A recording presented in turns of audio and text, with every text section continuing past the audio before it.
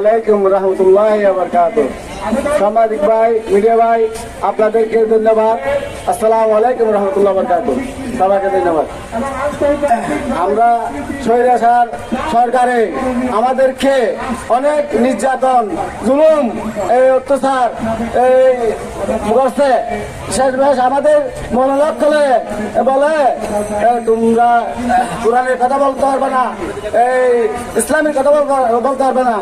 কোরআনের কথা বলে জঙ্গিবাদী, ইসলামের কথা বলে মৌলবাদী।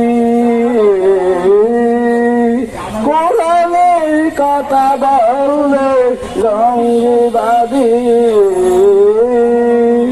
ইসলামের কথা বললে মৌলবাদী। কখনো মৌলবাদী না,